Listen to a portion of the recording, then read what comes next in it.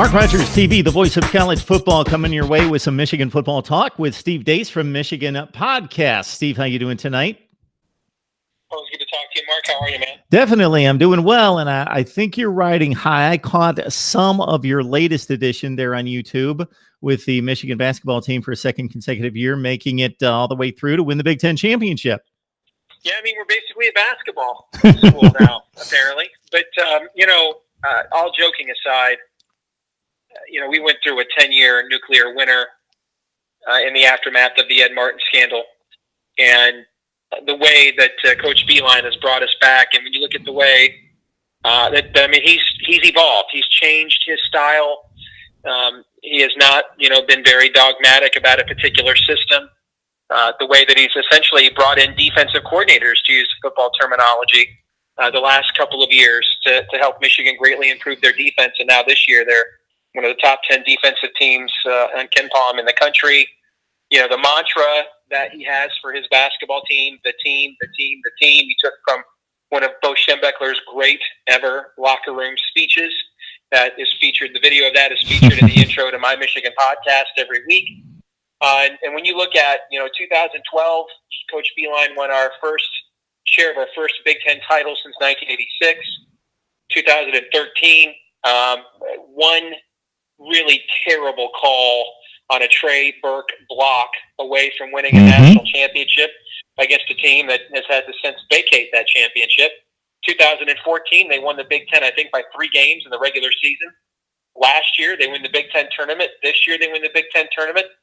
That's a pretty good 6-year run, Mark. I mean, I would imagine that it is 3, 4, 5 programs in college basketball at the most.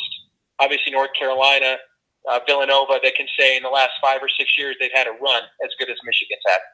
Well, Steve, with this odd scheduling situation that the Big Ten finds itself in or has devised on its own to get Madison Square Garden for the Big Ten tournament and all this time off before the NCAA's hit, we'll get you focused on some football here. And with a number of off-season coaching moves, some of which were Jim Harbaugh's moves, others out of his hands. Tim Drevno no longer with the program. Of course, Jim McElwain with the program. Ed Warriner officially announced as offensive line coach today, longtime Ohio State assistant.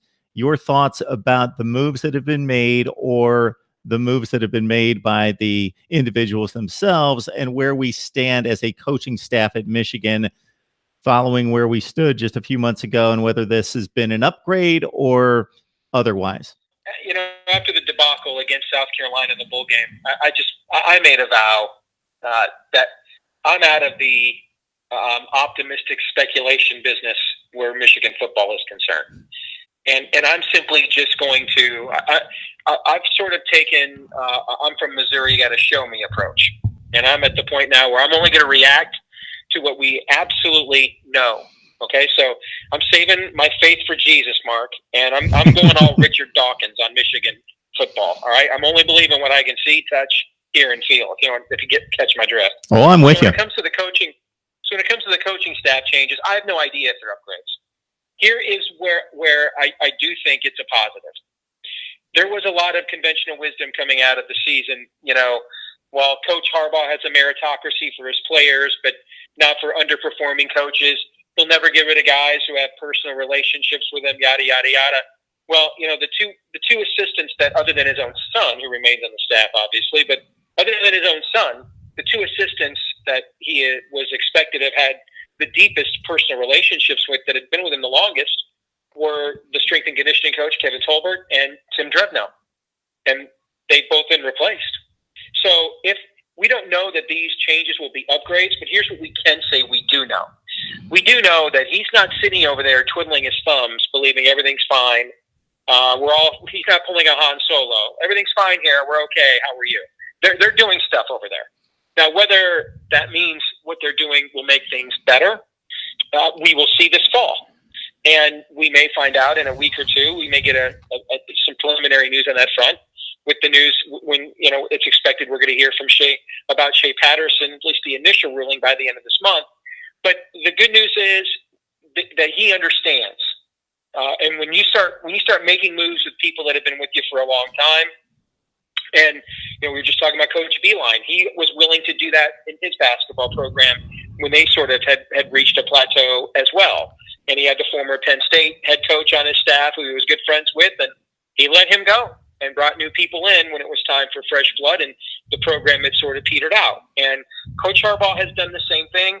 Now we will wait and see, Mark, whether these are upgrades or not, but at least he's not standing pat. And so I think if you're a Michigan fan, you can take some umbrage in or some confidence, I should say, in that the head coach has the same sense of urgency the rest of us do. Absolutely. And to give some metrics for some people that don't know to what Steve's talking about, Drevno was with Harbaugh going all the way back to San Diego State, through San Francisco, Stanford, now Michigan.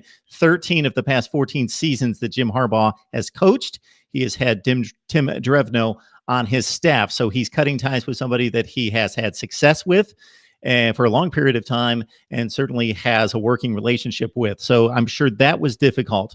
But when you're 91st in the country in total offense, and let's understand that against a Big Ten schedule, Big Ten Eastern Division schedule, and considering the style of offense that Michigan plays, we can't expect that they're going to rank in the top 5 or 10 in the nation in offense because of those two factors. But 91st in total offense cannot be tolerated, and therefore moves were made despite past working relationships.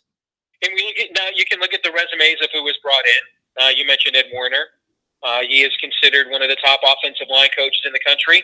So is Tim Drevno. But the difference I think we're going to see under Ed Warriner is he's going to actually coach the offensive line. The last couple of years, we've had this strange arrangement where one coach did tackles, the other coach did the interior of the offensive line. Last year, Jim brought in Coach Fry, who had really built a good offensive line at the end of the Rich Rodriguez era with Dave Mulk and Patrick Omame and Taylor Lewan, who got passed on to Brady Hoke. And that was really the last time Michigan really had anything close to a traditional Michigan offensive line, was that first year under Hoke when they inherited that line that Greg Fry built. And, they had, that was the team that went 11-2 in Hoke's first year. Well, he brings him back, but Greg Fry is a zone blocking scheme guy. So he's going to help coach the offensive line with Drevno, who's a man ball guy. It's never made any sense. So too many cooks in the kitchen. Ed Warner's been told, you're coaching the offensive line. That's your job. That's what you've made a good living and reputation in coaching circles doing. So I hope, based on his resume, that's a plus. And then you look at Jim McElwain. His record as an offensive coordinator from an offensive standpoint is terrific. His record as a head coach as an offensive standpoint started out being terrific. And then once Will Greer tested positive for PEDs, it's been pretty much very poor ever since then. So you're hoping with him, you're catching sort of, in a way, maybe what Ohio State has on the defensive side with Greg Schiano, where you're catching a guy who has a great resume, whose career, though, hit a wall, and comes to you as a coordinator, in Schiano's case, it's defensive, but as a coordinator who's hungry to reassert himself and get back some of the luster that's been lost from the way his last head coaching gig ended. And I think Jim's trying to tap into that with McElwain, similar to what Ohio State was able to do with Greg Schiano. Yeah, it was difficult for me to imagine a guy who had ascended his career to the point where he was coaching one of the top 10 to 15 programs in the country, was then a wide receivers coach somewhere else. So I just had to think, as soon as McElwain was brought on board, that there were other designs for him. Now, when it comes to the offensive line and the coaching approach there, that one befuddles me, because we're talking about, for people that know football and know it just a little bit, we all know that that's the unit that demands the most cohesion, and to have two guys splitting duties and leadership there seems like a disaster waiting to happen. Well, and you saw it. I mean, you saw the way that the 2016 season went, where the game against Ohio State, the game against Iowa, those were 2 of our 3 losses, and those were games. If they get 1 first down on their final offensive possession in regulation, they win the game, and they're playing in the college football playoff. And their offensive line was not able to move the line of scrimmage to get that done. And then you go to what happened this year, when you and I talked about this before. When you look at Michigan on the offensive line, I don't think it was Hoke era bad, because Hoke era bad, we couldn't block Connecticut and Akron. When we played teams we were just physically better than, we just mauled those teams. We had 3 backs get over 500 yards this year. That hasn't happened in Michigan since 1991. Right? It's a quarter century ago. When we came up against teams that were our equal in talent, and they're running sophisticated schemes, that's where you saw the communication breakdowns. You saw missed stunts that got your quarterbacks killed, like against Wisconsin, for example, with what happened to Brandon Peters.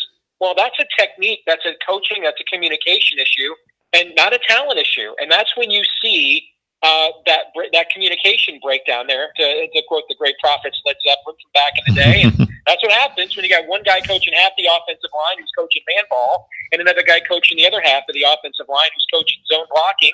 I don't know why Coach Harbaugh ever thought that was going to work, and when we saw the product on the field, it clearly did not. Steve, I'm a nerd for statistical oddities, and Fitz Toussaint's line against one of those Penn State defenses, and we're talking about a guy who currently gets carries in back of Le'Veon Bell, of course, for the Pittsburgh Steelers. He had one of the great stat lines, or non-great stat lines, for any back that I've seen at that level. He had like a 20 carry, 22-yard game against Penn State, something in that range that has just stuck with me ever since. So the last, I think is he the last Michigan running back to get 1,000 yards in a season?